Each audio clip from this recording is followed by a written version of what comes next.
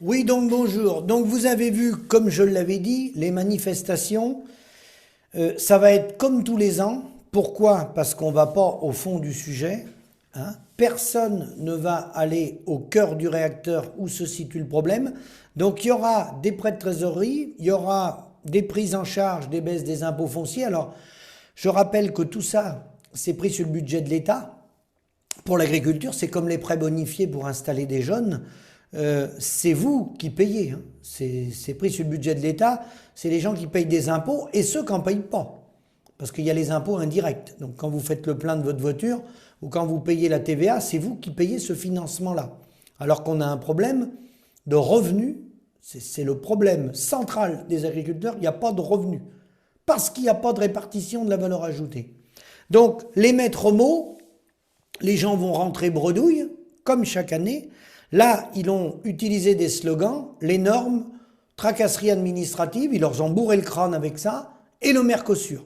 Le Mercosur n'est pas en place.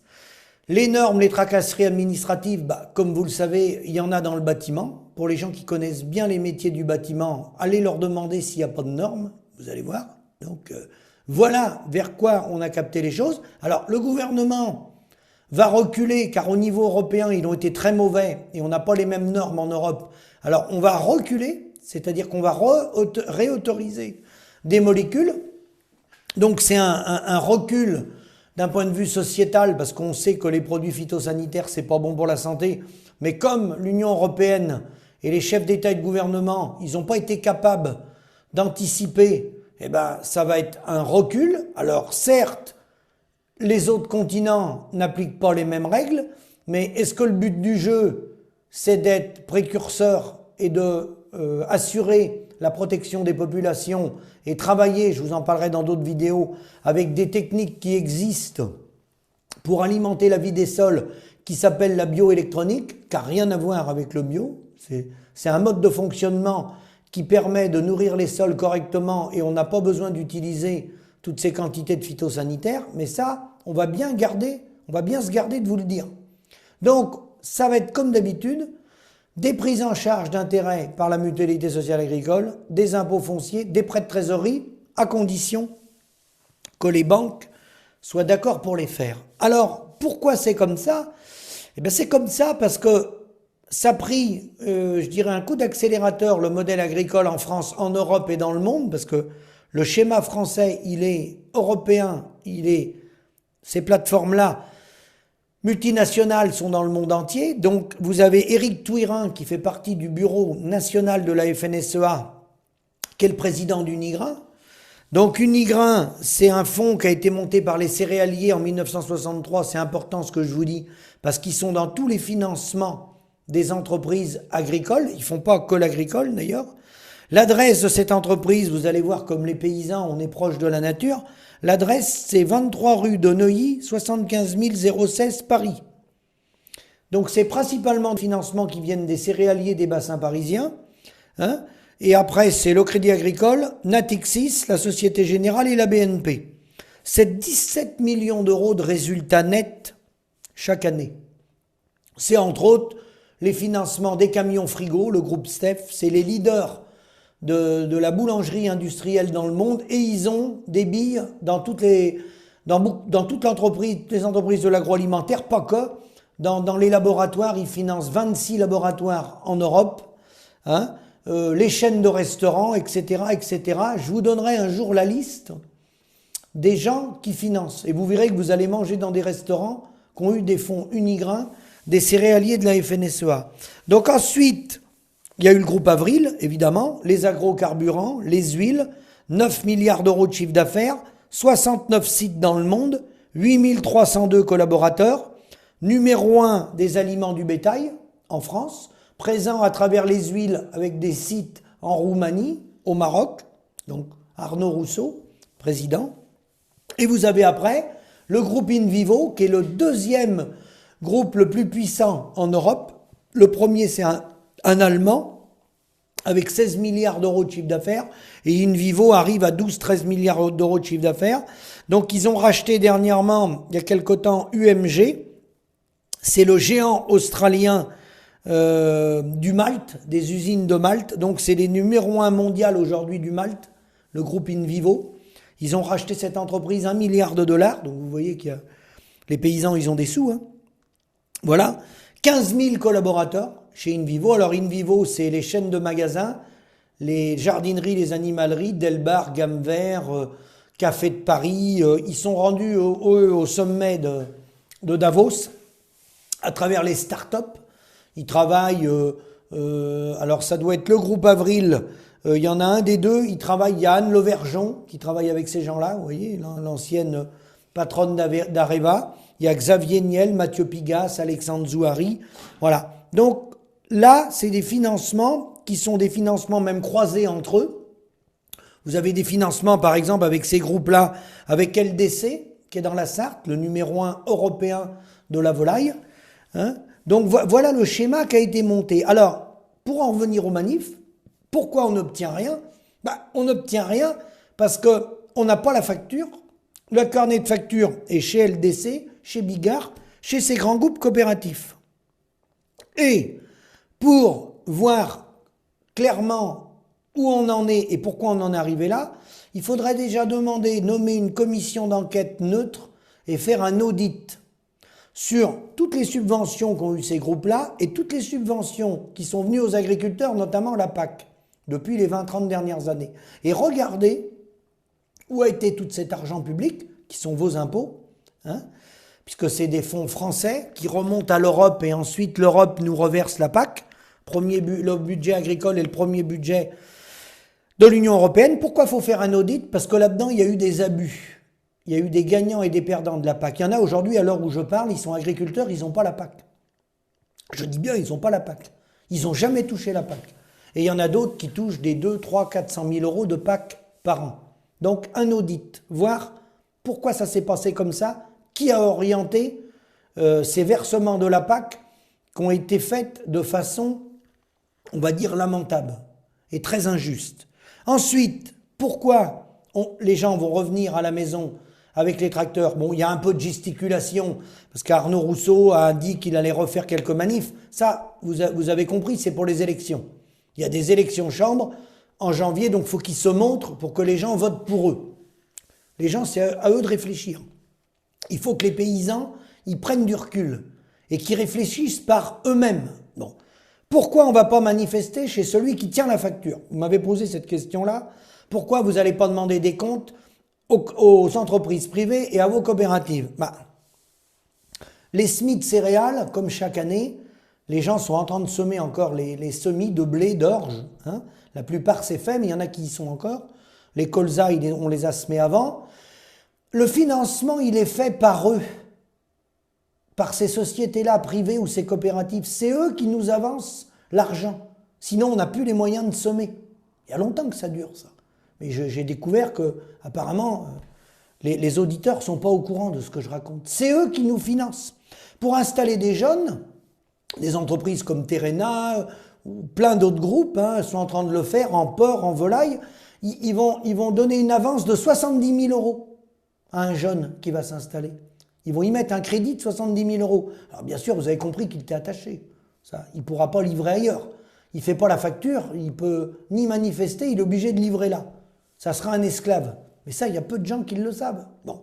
Donc, les avances aux cultures pour semer nos blés, les avances de trésorerie chez nos fournisseurs coopératifs ou privés, suivant la taille des exploitations, il y en a, nous on a des bilans où il y en a qui ont 187 000 euros de retard à la coopérative ou chez le privé. 187 000 euros. Vous voyez le prix d'une maison. Vous allez me dire, ça dépend où, mais le prix d'une maison, de retard. Donc vous croyez qu'on va les manifester dans nos coopératives avec les dettes qu'on a? Ben non. C'est eux qui nous tiennent, coopératives ou privées. Parce que les privés le font aussi. Hein. Donc, en porc, tout leur sol, le porc, le poulet, le canard, le lapin, c'est les structures agroalimentaires qui avancent l'argent. Ils font des avances de trésorerie de centaines de mille euros. C'est en lien avec les banques, bien sûr, le réseau bancaire. Mais quand le réseau bancaire flanche et accompagne moins le paysan, c'est la coopérative qui, elle, va chercher le financement dans le réseau bancaire et qui l'apporte à l'agriculteur. Donc, vous voyez la situation? Vous voulez que les gars, la source, elle est là. Notre marge, elle s'en va là. C'est l'acheteur qui fait la facture. Et vous voyez combien de tracteurs ont été manifestés dans les coopératives? Combien de tracteurs ont été manifestés chez LDC, chez Bigard, chez Sodial, chez Lactalis, chez les deux Hollandais là, qui ont la main sur le marché du veau, hein, ou chez les acheteurs de moutons? Vous avez vu beaucoup de tracteurs et des tonnes à lisier et des tas de fumier? Ben non, parce qu'on a des dettes. Oui, je viens de vous le dire. Suivant la taille des exploitations, on a des dettes. On est financé par ces gens-là. Avec les banques. On est tenu. On est attaché. Et plus les fermes sont grosses, pire c'est. Et c'est pire dans le hors-sol. Mais ça existe également en production laitière. Ou même en viande bovine. Donc les aliments, quand vous avez besoin d'aliments du bétail, bah vous ne pouvez pas les prendre ailleurs. Puisque vous avez une dette chez ces gens-là. Ils vous livrent, ils continuent de vous livrer, parce que vous avez une dette. Et ils vous tiennent. Voilà. Hein? Donc vous voyez la situation. Ça, c'est pas venu en un jour. Hein?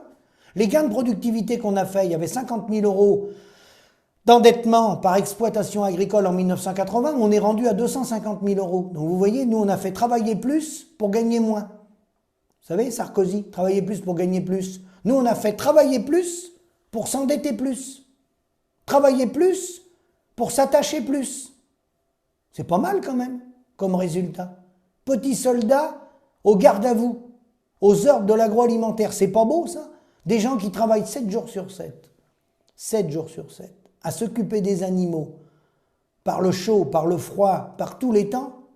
Endettés auprès des structures agro-industrielles. En lien avec le réseau bancaire et la FNSEA. C'est pas beau ça? C'est pas beau ça? Il n'y a pas d'arrêt de travail, hein, il n'y a pas de congé payé, il n'y a pas de... au niveau maladie, 29 euros par jour. Quelqu'un qui est malade, la mutualité sociale agricole, on a droit à 29 euros par jour. Mais est-ce que vous vous rendez compte? Les conditions d'esclavage, il y en a un qui l'a dit sur les tracteurs là. Ils ont parlé qu'il avait des problèmes administratifs. Ah ouais, administratifs. Hein? Quand on doit 150 ou 200 000 euros à la coopérative, ou les producteurs de peur qui ont plusieurs centaines de mille euros d'avance de crédit par les grands groupes industriels, et vous allez parler que vous avez un problème pour rédiger votre administratif. Non mais les gars, soyons sérieux, soyons sérieux. Je comprends que vous ayez peur de le dire, mais trouvez un moyen pour le dire. Parlez en caméra cachée, faites quelque chose, mais dites la vérité aux Français. Dites pas que le problème, c'est les tracasseries administratives. Parce qu'il y en a qui vont finir par vous cracher à la figure. Arrêtez. Je sais que vous avez été bien formaté par le syndicat, mais arrêtez vos conneries. Hein? Quand il manque des sommes comme ça, les enjeux, c'est pas de payer un comptable qui va faire un peu plus de travail administratif. Non, les enjeux sont pas là. Là, on parle de centaines de mille euros. On parle que les semis de fin d'année, les gars peuvent semer parce que la coopérative va payer la semence et tout ce qui va avec.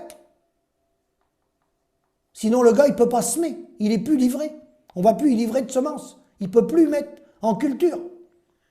Et quand il rembourse l'année d'après l'avance de trésorerie, si les rendements sont mauvais qu'il ne peut pas rembourser, il rétale le solde de la dette sur 3 à 5 ans. Il essaye de le diluer dans le temps. Et c'est là, justement, la politique de la FNSEA, où il demande des prises en charge. Et il demande à ce que le gouvernement mette des prêts de trésorerie pour pas qu'ils déposent le bilan. Parce que pour être bien, faut tenir les paysans comme ça. Faut pas qu'ils déposent le bilan. S'ils déposent le bilan, c'est un voisin qui essaye de reprendre les terres, de toute façon. Hein? Et puis rassurez-vous, ils prennent des garanties. Et vous avez vu l'appauvrissement dans lequel on est. La prochaine marche qu'on va avoir, les tracteurs sont plus à nous. Ils sont aux banques ou en leasing. On peut plus les autofinancer nous-mêmes. Hein. Moi, mon père, quand il a acheté son premier tracteur, il pouvait acheter un tracteur sans faire de prêt. Aujourd'hui, je mets au défi un agriculteur de se financer son tracteur lui-même. Je le mets au défi. Hein, les tracteurs qu'il y a. Donc ensuite, les bâtiments, c'est des structures photovoltaïques qui viennent poser des panneaux. Alors je ne dis pas qu'on n'a pas le droit de revendre de photovoltaïque, hein, c'est pas ça. Mais c'est qu'on est obligé de se faire financer par du photovoltaïque pour arriver à faire des bâtiments. Hein, et la prochaine marche, c'est quoi? Ça va être le foncier. On va avoir des Bill Gates qui vont arriver chez nous. Hein? Bon, ça va être ça la prochaine marche. Sachant qu'au niveau du foncier, principalement, les agriculteurs sont propriétaires au niveau des 30 millions d'hectares qu'on a. On a à peu près 40-42%. C'est nous qui en sommes propriétaires. Après, c'est des petits propriétaires. On a beaucoup de petits propriétaires. Bon, il y a la Société Générale, certes, qui a 26 000 hectares, et le Crédit Agricole, un peu moins, mais globalement, les propriétés sont encore privées. Mais jusqu'à quand? Mais jusqu'à quand? Allez où la prochaine marche? Allez où? Donc voilà, je vous amenais juste cette réflexion. Encore un tour pour rien, parce que le cœur du sujet, vous avez vu où il est? On n'a pas notre facture. On n'a pas notre facture. Donc on peut gesticuler, on peut aller voir Monsieur Leclerc, on peut aller voir le président, on n'a pas notre facture. C'est l'acheteur, l'industriel qui a la facture, et il a endetté la paysannerie, il les tient. On a des dettes, je parle en moyenne, hein, toujours. Mais c'est très représentatif ce que je vous dis. C'est pour ça qu'il faudrait faire un audit pour voir l'état économique réel du monde agricole.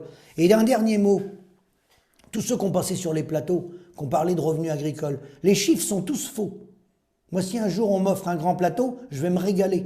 Les chiffres sont tous faux. Vous savez pourquoi? Ils ramènent le revenu par unité de travailleurs, les centres de gestion. Eh bien, je peux vous garantir, en 3 minutes, je les démonte. Ils sont tous faux, pour une raison simple. Il y a de la main-d'œuvre dans les exploitations partout, qui est une main-d'œuvre non déclarée, non rémunérée, que sont les enfants et les parents à la retraite. Ils ont le droit de travailler. J'ai jamais dit que les parents n'avaient pas le droit de travailler. C'est normal, ils donnent un coup de main à leurs enfants. Hein? Mais quand c'est des 50, 70, 80 heures semaine, ça remplace l'équivalent de 2 salariés. C'est où dans le bilan, ça? C'est quelque part dans le bilan? Les heures de boulot des parents? Je les ai jamais vues, moi. Je les ai jamais vues, moi. Moi, quand j'ai repris la suite de mon exploitation, je suis incapable de payer la dette à mes parents des heures de travail qu'ils m'ont fait. Comme la plupart, comme tous les agriculteurs. Je suis incapable de payer les heures qu'ils m'ont apportées. Reprise du capital, ça c'est une chose. Il ne faut pas tout mélanger. Moi, je parle des heures de travail qu'ils ont fait à mes côtés pour m'aider à s'installer. Puisque les parents, ils continuent de travailler. On le sait, ça, dans ces milieux-là. Et c'est normal qu'ils aident les enfants. On peut le comprendre. Ils viennent pour aider. Ils veulent que l'entreprise, que l'exploitation, elle s'en sorte. Mais c'est mis où dans le bilan, ça? C'est notifié quelque part. Vous avez vu les parents de Jean-Paul Bigard? Vous avez vu les parents de Michel-Édouard Leclerc venir le samedi donner un coup de main dans les magasins? Vous avez vu ça? Non, vous avez vu ça quelque part? Je n'ai pas vu ça, moi. Vous avez vu le patron d'LDC? Vous voyez chez un avocat, les parents de l'avocat venir faire le ménage dans les bureaux ou venir y aider à classer les documents? Vous l'avez vu, ça? Gratuitement? Dans les autres métiers? Non. Les paysans, et ça fait longtemps que ça dure, sont traités comme des gueux. Alors les gars, réveillez-vous, défilez chaque année sur les tracteurs pour aller faire du spectacle devant les préfectures. Reprenons notre carnet de factures et regardons où est le cœur du problème. Le cœur du problème, il est dans la profession. Il est par l'acte de vente qu'on fait, sur lequel on n'a pas la main. Je vous remercie, à bientôt.